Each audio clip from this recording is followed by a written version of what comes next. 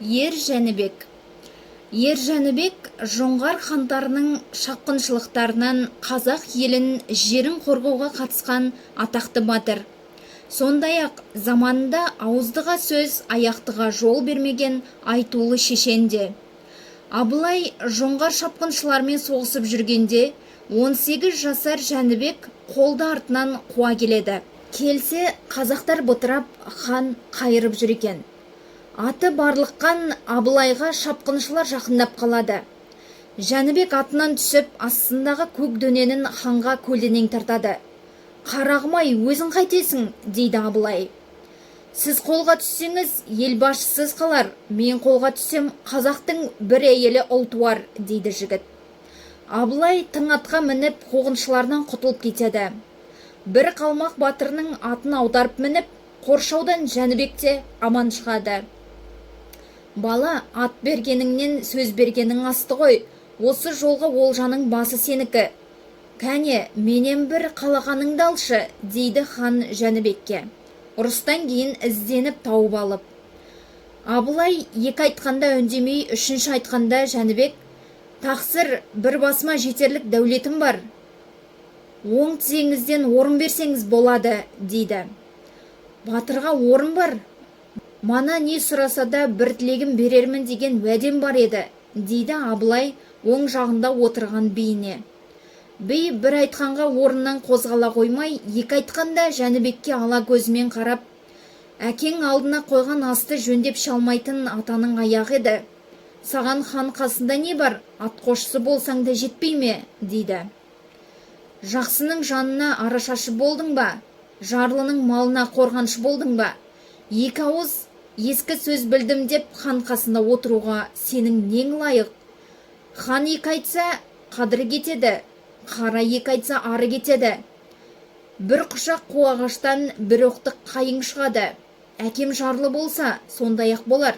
Бұлай тұр» деп биді қолынан ұстап тұрғызып жіберіп, ханның оң жағынан орын алады. Жігіт содан бастап белгілі батыр билер мен басшыларға қарсы қол бастап, жорықтарға қатысады. Ер Жәнібек атанады.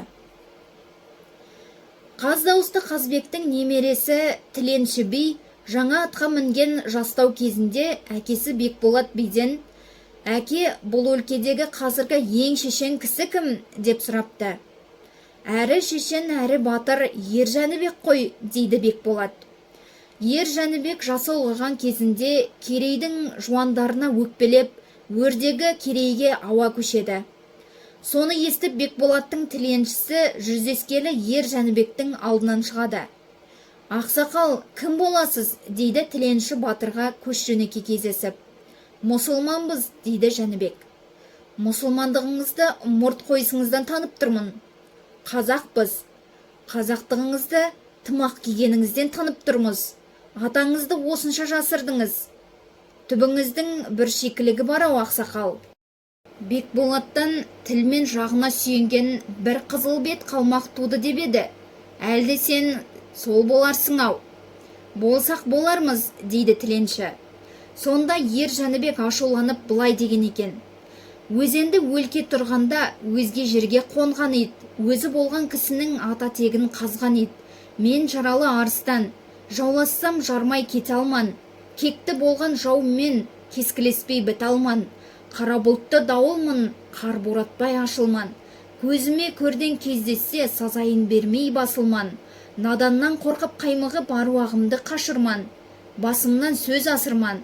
Тантырақтап сөйлейсің талға жалғап қайыңды. Арда күрең астыңда байқатпайда арынды. Бекболаттан мен тусам, бар дәулеттен сен тусаң, қызыл бетті қалмағым көрер едім ау жайыңды». Тіленші атына секіріп түсе қалып, ердің аяғына тымағын тастап: «Не өлтіріп кетіңіз, не батаңызды беріңіз» деп шылбырына оралады. Жәнібек біраз ойланып: «Кештім, жолың болсын» деп жүріп кетіпті.